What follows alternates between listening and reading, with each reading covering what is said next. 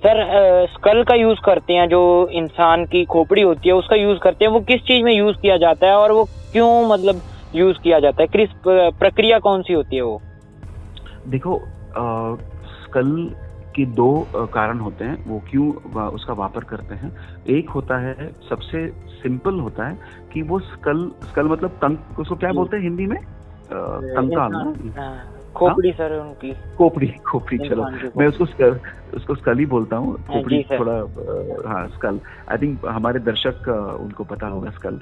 तो वो सबसे सिंपल उसका जो उपयोग वो करते हैं अघोरी, वो है उसमें चावल या खाना रखने के लिए, पानी पीने के लिए, स्नान करने के लिए।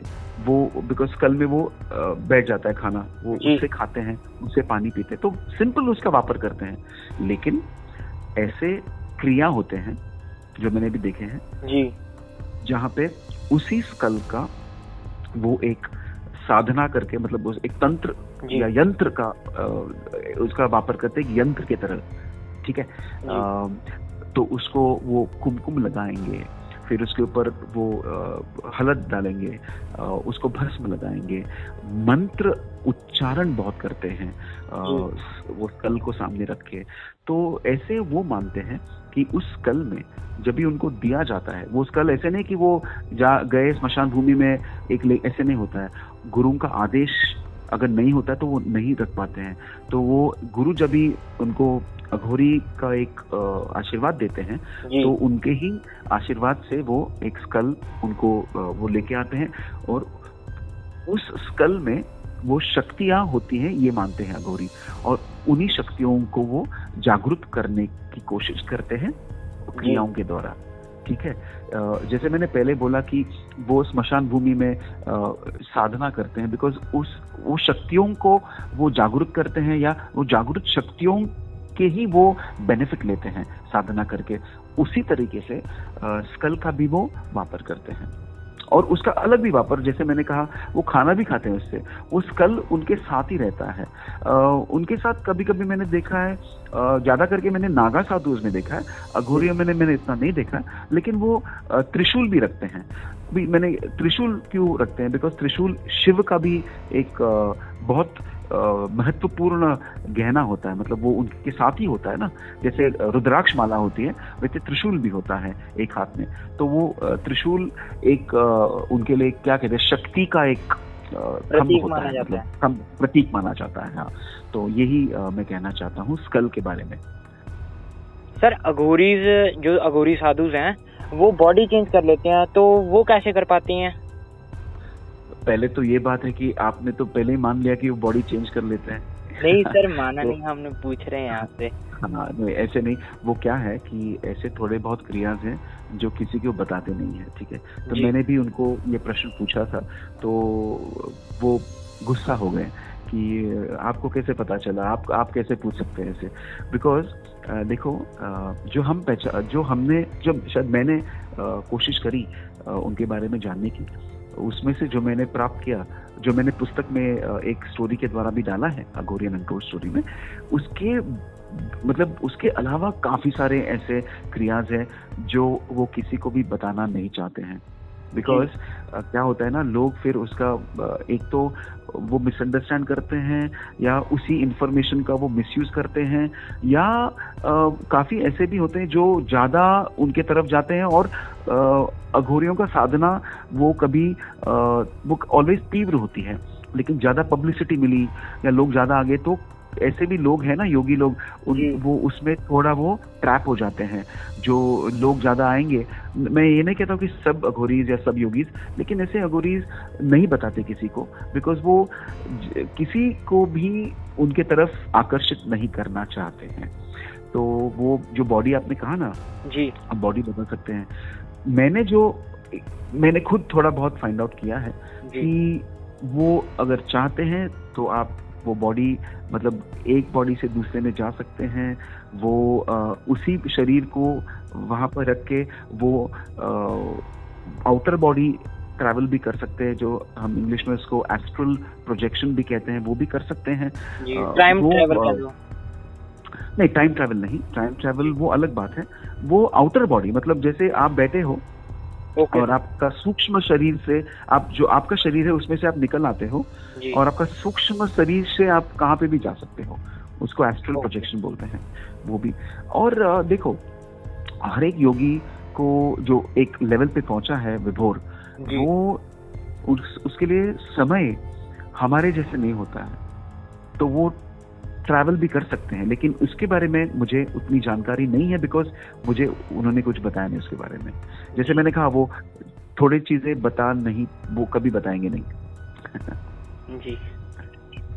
बिकॉज हम शॉक में चले जाएंगे अगर बताएंगे ना, ऐसे चीजें हैं वो हम उसको पचा नहीं पाएंगे। अच्छी चीजें हम बोलेंगे अरे बाप रे, और काफी सारे लोग बोलेंगे ये तो कुछ भी बोल रहे हैं, ऐसे भी होता है, इसलिए वो किसी को बताते भी नहीं है ऐसी चीजें। ठीक है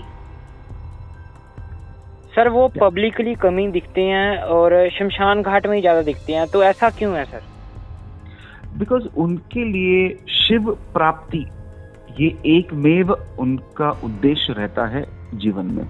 ओके, उनको ये उनकी जो साधना होती है, उनका जो ट्रेडिशन है अघोरियों का, वो ये है कि शिव जो है वो खुद महाअघोरी थे, बड़े अघोरी ही थे, अघोरियों के औगर थे वो।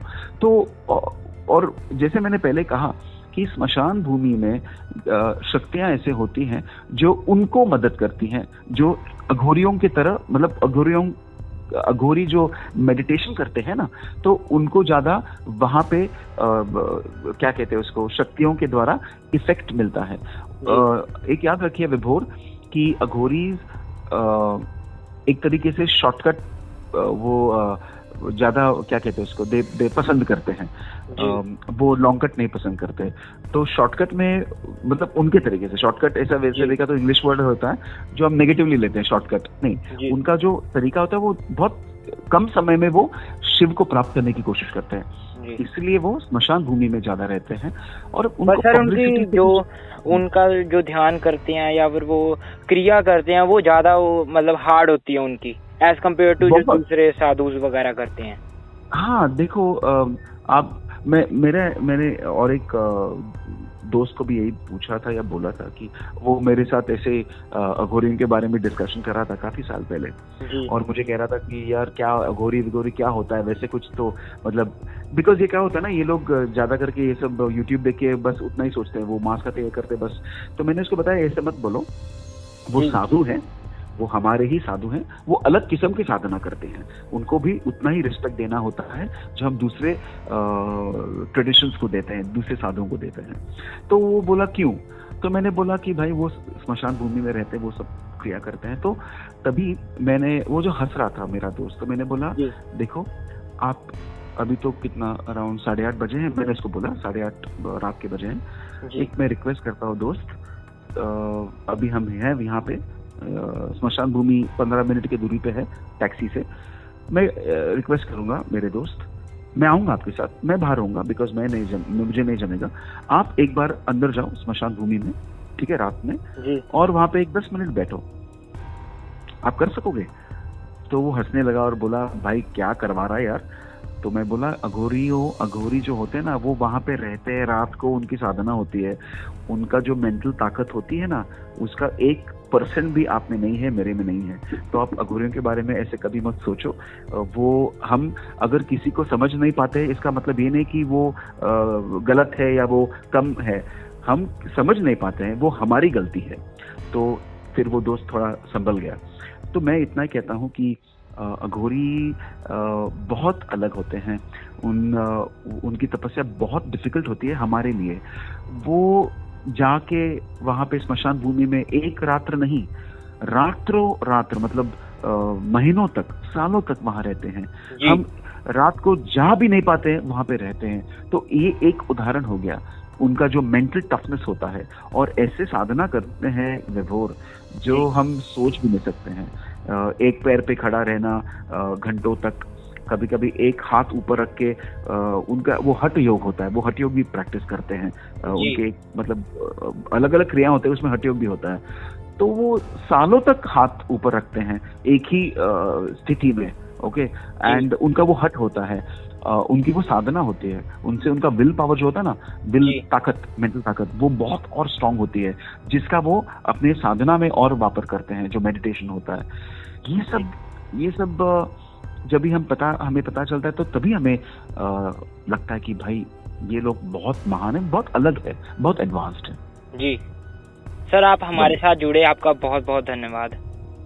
Thank you so much. और मैं इतना कहना चाहता हूँ, जैसे आप भी कहो, आप भी होपफुली एक्सप्लोर करेंगे। अघोरी एंड अनटोल्ड स्टोरी अमेज़न पे है पुस्तक, और अभी कुछ ऑफर भी चल रहा है, तो एंजॉय कीजिए। उसमें आप मतलब आपको एक अलग दृष्टिकोण मिलेगा अघोरियों के बारे में। सर, आपको वापस से बुलाना चाहेंगे चैनल पे इंटरव्यू के लिए? डेफिनेटली, आई थिंक अगर प्रेक्षकों को ये हमारा जो इंटरेक्शन अगर पसंद आया है, तो मुझे बहुत अच्छा लगेगा कि मैं वापस आऊँ, आपके पंजाबी चैनल पे भी आऊँ, थोड़ा उनके साथ भी शेयर करूँ, तो मुझे और अच्छा लगेगा। जी, thank you sir. Thank you very much. हर हर महादेव। हर हर महादेव। आपको ये जानकारी कैसी लगी कमेंट बॉक्स में जरूर बताएं, और ऐसी जानकारी लेकर फिर हाजिर होंगे। तब तक के लिए नमस्कार।